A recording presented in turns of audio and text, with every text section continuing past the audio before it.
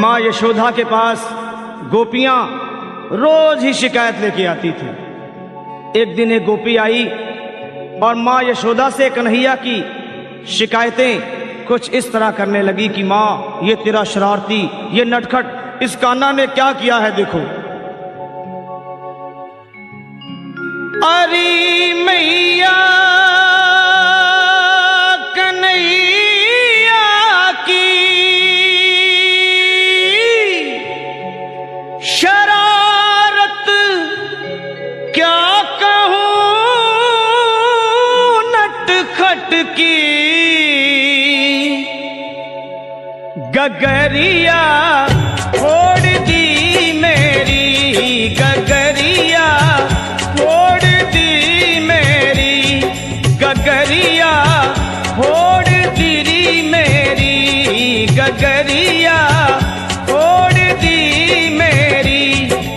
के आकर पाछ से चुपके तेरे इस छलिया ने कान्हा ने मटकिया फोड़ दी मेरी, मटकिया तोड़ दी मेरी, गगरिया फोड़ दी मेरी, मटकिया तोड़ दी मेरी।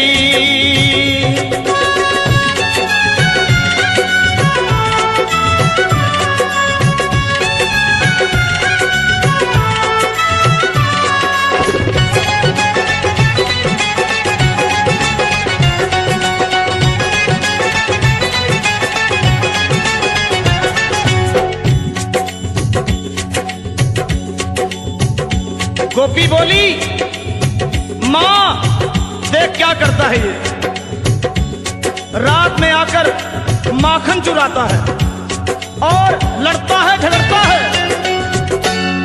अंधेरी रात में आकर मेरा माखन चुराता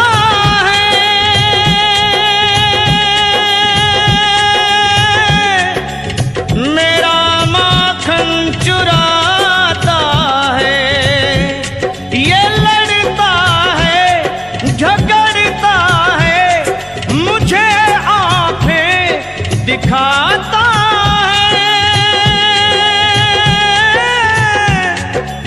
मुझे आंखें दिखाता है। चुनरिया खींच कर मेरी वो मारा हाथ घूंघट पट पे, नथनिया तोड़ दी मेरी, नथनिया देख तोड़ दी मेरी, गगरिया फोड़ दी मेरी, गगरिया फोड़ दी मेरी।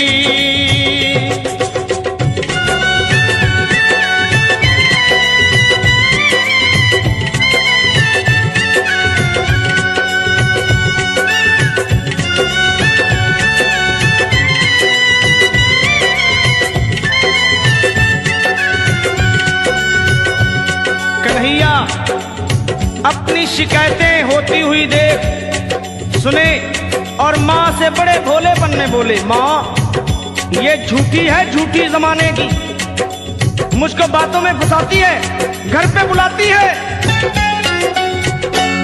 फंसा कर मुझको बातों में सदा घर पे बुलाती है।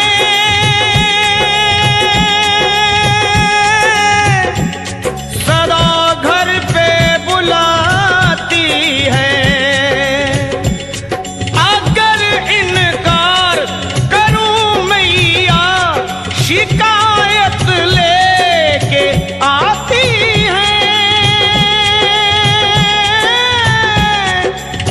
उलाहना लेके आती है। ये झूठी है जमाने की, मिली थी कल मुझे पनघट पे बांसुरिया, तोड़ दी मेरी माँ मुरलिया, तोड़ दी मेरी माँ बांसुरिया,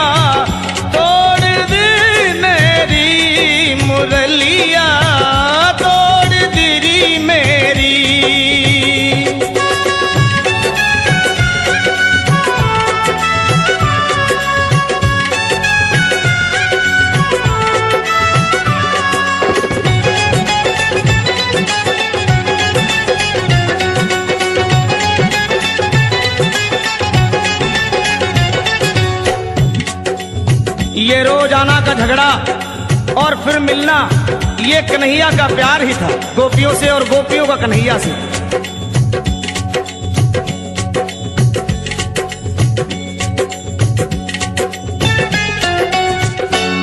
ये झगड़ा गोपी कान्हा का निराला है, अनोखा